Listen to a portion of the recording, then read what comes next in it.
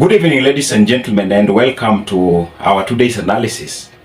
Now, there is something that I saw from two key notable people, Kabando wa Kabando and Mutahi Ngunyi. You know, yesterday Mutahi Ngunyi posted something which caught a big attention. He was kind of trying to bring out the fact that William Ruto might not be giving more attention to the nation he represents as the president, but instead giving more attention to, the international networks that he's creating. So that raises a question of what is he doing as the president? And another follow-up question is that, is he really caring for what the people are going through right now, or generally what the country is facing right now? Now, today I've seen Kabando wa Kabando also taking matters with William Ruto, and he's saying that William Ruto has failed, and so he is urging William Ruto to stop being that kind of a dictator in his term, that he would use force to combat the Azimio demonstrations. So Kabando is always supporting Raila Odinga's camp, but he supports Raila Odinga's camps based on the kind of ideology that he sees fit. And so when he says something like that, we can actually try to bring more interpretations out of it. What is it that is actually happening? So I have termed this as William Ruto is now besieged, meaning that left, right, and center, up and down, he is facing at least one problem that is very serious, and this problem is known by the people on the ground. Now, I want us to go step by step and try to look at these two scenarios. First of all, when Mutahi Ngunyi say that President Ruto is seeming to have lost the track of the nation in as far as a president should be caring for the nation, what would you say? What do you think is the reality on the ground? Now, the reality on the ground is very obvious what you are thinking right now, that if you ask somebody, William Ruto has lost grip of the people. That is one thing that is there. And that is the reason why you are seeing when Raila calls for demonstration, when people are now coming to the realization that it is time for us to stand up for what we want, or just tell the government that, you are being excess, there is more, based to this. More people are coming on board. Look at the Matatu Association. They actually announced that they will be joining Azimio in the demonstrations. In fact, they are saying that they will down their tools. By tomorrow, we are expecting to see a very serious day ahead, where we might not even see means of transport actually being active tomorrow. That is based on how they have been compelled to hike prices, and also to lament on what is going on, the cost of living. Everybody is feeling the pinch. Even if you are a business owner and the government has forced you to hike prices and you are transferring the burden to the consumer, definitely as a responsible business person, you also have to stand up for what is good for the people, because you depend on these people.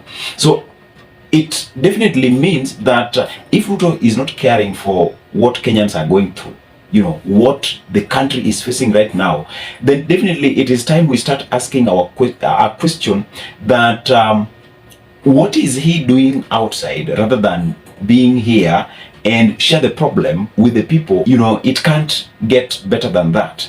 When you look at Kabando wa Kabando, the same statement that he gave concerning how Ruto should not actually meddle in even trying to combat the opposition and the protest. Of course, Kabando called the protests peaceful protests, harmless protest. He said William Ruto has failed, and being a failure in the very onset of his leadership, or in his first term, is indicated by the lack of care that he gives. And this lack of care that he gives to the people or to the country is what Mutahi Ngunyi was trying to talk about. So what all this is bringing into action is to see more and more people now trying to reason up. More and more people are now coming on board to reason up with the like-minded patriots who are taking matters in their arms and making it to the streets, going for the demonstration, complaining legally and democratically that, you know, the government is on our throats and we cannot actually do anything. So the suffocation that people are feeling right now will be attributed to the president lacking consideration of his country. Remember, by the time Uhuru was in the period of 2013-2017, he used to do a lot of international networks. And that is the reason why we did not see more prominent changes in terms of how the future of the nation can be sustained in, first of all, the cost of living and the economic sustenance in general. You know, Uhuru Kenyatta was busy making international networks. That is exactly what William Ruto has gone into. He's busy making international networks, neglecting the people that he's supposed to be close to, the people that he's supposed to reason with first. You know, right now, the story that is actually going outside there is that William Ruto is now the de facto African spokesperson. You know, he's the automatic, but that is not helping. They always say charity begins at home. If you can't practice charity at home, then even to the outsiders, you know, the charity that you're sending to them will not be of impact, because first of all, you need to be actually appreciated at home. You need to be congratulated at home. And then when you go outside and show the prowess that you have to the world, then definitely it will be something that has been substantiated and something with substance enough to even give you more standing and to have our country having a standing edge at the international platform. That is not what we are seeing. And that is the reason why most of, you know, activists, most of key people, most of institutions are now coming to the realization that if we don't take matters in the rightful way that we should, when we are suffocating, then definitely this man is not going to take care of us. This man is not going to consider us in the long term.